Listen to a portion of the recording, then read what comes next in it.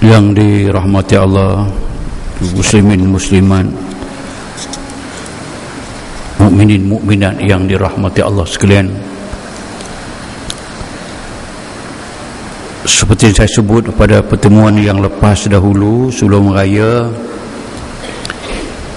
pengajian tasawur Islam, gambaran-gambaran jelas tentang Islam, tentang perbandingan agama, gambaran-gambaran tentang agama yang palsu dan agama yang benar, bukti-bukti Islam itu benar, semuanya dalam bentuk hanya ulasan yang tuan-tuan hanya dengar, mungkin masuk dalam kepala atau tak masuk, atau mendapat gambaran-gambaran umum yang setidak-tidaknya kita telah melalui suatu kuliah, suatu penjelasan umum yang mungkin tidak dapat dipegang sangat. Saya pertingkatkan ilmu itu dengan memulakan malam ini. Kita nak pegang dengan ada sebuah kitab yang saya sebut dahulu, asalnya nama Fiqhud Daulah, terjemahannya Fiqh Kenegaraan.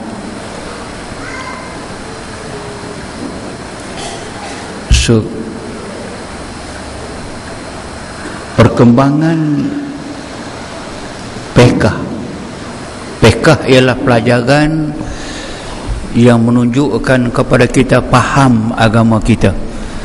Al-fiqhu al-fahmu, kita faham. Fiqh ini kalau dulunya zaman saya belajar dahulu, zaman tuan-tuan pun sama juga, kita ada 4 saja fiqh yang kita kenal. Fiqhul ibadah, fiqhul muamalah, fiqhul munakahat, dan fiqhul jinayat. Kita orang sebut selalu ada fiqh ibadat, kita faham, kita tahu nak buat ibadat macam mana, kita hafal rukun, hafal syarat, itu dia fiqhul ibadat. Lepas tu ada fiqhul munakahat, ada fiqh yang membicarakan hal nikah kahwin. Lepas tu ada namakan, disebutkan sebagai fiqh juga, fiqh jinayat, hal-hal tentang jinayah. Dan ada fiqhul muamalat, fiqh tentang urusan dan cara bicara Islam. Itu 4 sahaja yang kita selalu ingat. Perkembangan masa, perkembangan ilmu dan pembongkaran kepada ilmu-ilmu Islam zaman mutaakhir ini khasnya, yang bermula 80-an 90-an, berkembang luas sehingga yang nama fiqh ini dia berkembang kepada puluh-puluh fiqh. Profesor Yusuf Al-Qaradawi yang mendapat penghargaan tokoh Wal Hijrah yang baru lalu, dia telah membuat satu tesis PhD dia, nama dia Fiqhuz Zakah. Fiqh juga Fiqhuz Zakah, zakat. Ada 2 volume, 2 juzuk. Dengannya dia dapat PhD, Fiqhuz Zakah. Lepas itu terus berkembang.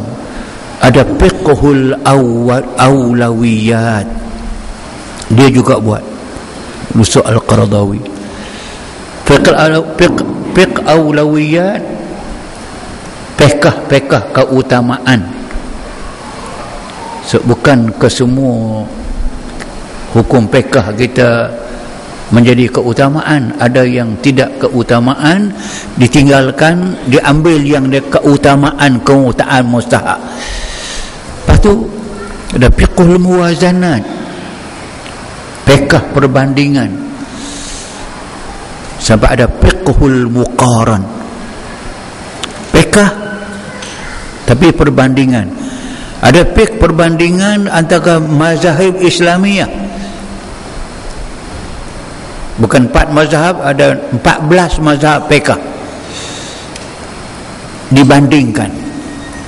Yang paling kini dibandingkan antara fiqh Islami dengan fiqh al-adyan al-ukhra.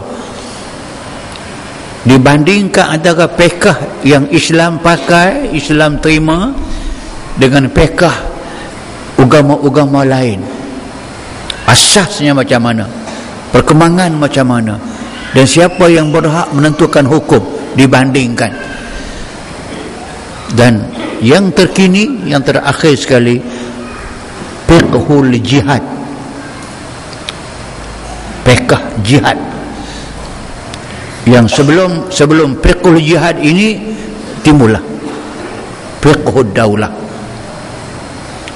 Fiqh juga membicarakan hukum juga, nak faham juga, tapi khusus mengenai negara, pemerintah nak buat undang-undang macam mana. Malah dibincang daripada awal lagi, mengatakan bahawa apa sebabnya umat Islam sendiri pun keliru tentang agamanya sendiri. Islam ini ada politikkah tidak dalamnya? Sampai sekarang bermasalah. Kita dikotorkan akal fikiran kita dengan pandangan-pandangan barat, pandangan musuh Islam yang nak menyamakan antara agama mereka, agama barat, Kristian secara khusus, nak disamakan dengan agama Islam. Memang agama Kristian, Nasara, digunakan istilah give to the Caesar what's belong to Caesar, and give to the gods what's belong to God.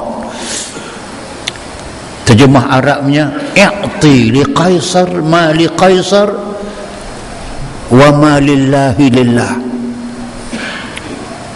Senang fahamnya, agama untuk orang-orang yang pandai agama sahaja, tempat mereka dalam gereja. Pemerintah, hal politik, itu kerja orang-orang politik. Jangan campur agama dengan politik. Itu agama barat, agama Kristian. Tapi mereka berjaya mempengaruhi kita, panggil orang Islam pergi belajar agama di tempat mereka. Mereka ada orang-orang yang mengkaji khusus tentang agama, dipanggilkan dengan orientalis study. Dia mengkaji hal oriental, hal timur, mengkaji agama timur, merosakkan agama timur. Apa agama timur? Agama Islam. Sebab lahirnya pun di timur. Makkah kira timur, Turki kira timur, tapi dua belah. Ada Bosporus terusan, yang sebelah timur Turki timur. Lepas Bosporus sebelah kiri, sebelah satu itu Turki barat. Daripada Turki sampai ke sini dipanggil timur. Kerana agama Islam lahir di timur, maka agama timur, agama Islam. Mereka mengkaji, dipanggil orientalis. Bukan mengkaji untuk mencari Islam terbaiknya di mana, mencari Islam itu pada mereka buruknya di mana. Kalau tak buruk pun diburukkan. Tapi satu yang besar mereka tahu, dengan kajian mereka, kekuatan Islam ini berada pada